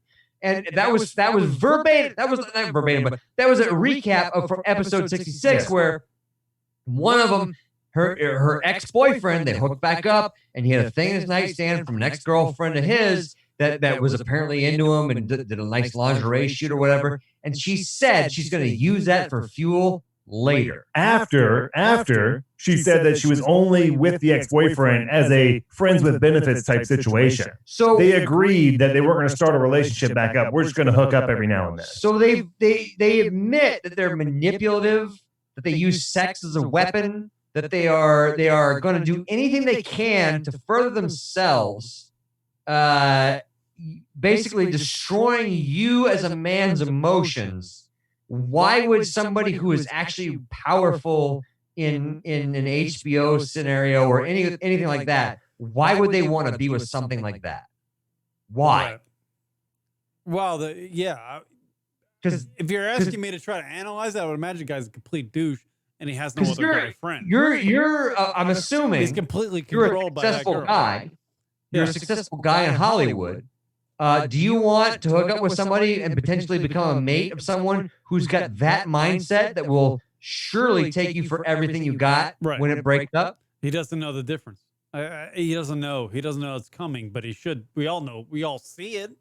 I don't know the guy. Obviously, I don't know the guy. But I would imagine that's my perspective on what. It's not obvious, but I mean, Yeah. This drives me nuts on so many different levels, Karen, because it's talent for talent drives me nuts because they don't have the talent. They don't deserve it. No. As far as I'm concerned. But it's also, it shows the dynamic between men and women, and that this whole equality thing is way out of balance, but in the wrong direction. Absolutely. Yeah, absolutely.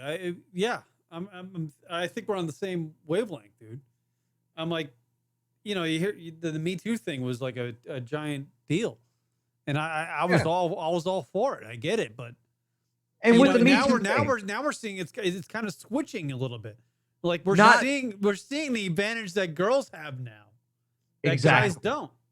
Well, not to revisit the Me Too thing too much, but were you surprised that there's a casting couch? What, like in the old time Hollywood type deal? Like since the Harvey Weinstein, the since casting Hollywood couch. began, are you surprised to find there's a casting couch? No. We all knew it. We all knew it, and we accepted it. It just somebody complained, and for some reason it took off. Yeah, but so it's wrong. I would imagine. My opinion would be wrong. Yeah. It would be. However, you go, all right, I'm a Hollywood producer. There's 100 chicks just like you that want this spot. What are you willing to do? Right, which is not right. Right, but how else do I judge? Because you're equally talented. You're equally. But what these girls' scenario is that they're just two girls that had a microphone and they were very open. Right. And no really discernible talent. They're not exactly getting on stage and killing it in front of 1,000 people. Right. So Portnoy just put them on his popular platform and they just flourished because they were the spotlight. They were just hot chicks. To me, this is the opposite of the Me Too movement, where you are being raped, Karen, by Harvey Weinstein. Is that what you're? I hate your fucking convoluted fucking deep thoughts. No, but there's advantages to that, and that's it's it right there. If they weren't two chicks that were, I don't want to call them hot chicks because they're really not. They're sevens. They're sevens that dolled it up and could probably do very well on a singles night or whatever. They both have flat asses. Yes. And they both, when you probably get them back to the room or whatever, just lay there and do nothing, even though they think they're giving you a great show. I fucked a girl like that. It was like a corpse. So that's what they are. Good job. And that's the reverse of the Me Too movement. Is that you have been working for 18 years at this, and they come on after a few months and do this. Yeah. There's give and take. It's unfair. Yeah, No, but you know, right? That's what life is, though. Life is unfair, right? Life's like a jump rope. Yeah, but no, I mean, I'll hammer these girls until their careers are over. Which is probably going to be about. Hopefully, next time I do it, I won't be so 6 weeks. Yeah. All right, fellas. Thank you. Good radio program tonight. Amped up, Kieran. Like I'm not ready to let it go. Obviously, at the Dad Bro Show is the Twitter handle and Instagram handle for the Dad Bro Show. All your Dad Bro Show needs. Dadbros.com. Go to dadbros.com. Instagram at Lunatic Radio is us. We will be back tomorrow with TJ and the Mayor and Sunday with Kanal Aurora. Rock is off for about 2 months because he's expecting a young daughter coming. Whoa! What? Yeah. He didn't say anything about that. So I talked to him. Rock's having a baby again. Oh. Can't do a radio show because he's expecting. He texted me today. He sent me a picture of Aiden, his son. I was like, I haven't even met Aiden yet. There's another one coming. Yeah. You know, so I gotta get it up on the whole tip here. Rock is gonna be off for about 2 months, so we're gonna still do radio shows and probably some solos, and we'll still be on the Stand NYC for the time being, and yeah. And on Fridays, I'm trying to push you guys to get on a Stand NYC, so hopefully we'll get that popping. Oh, okay. So bring your fucking A games, fellas. You should have said at the beginning of this show, not the end. Yeah, it would have been a little bit better if I'd known that. Peace, everybody. We'll catch you next Friday on this radio program. And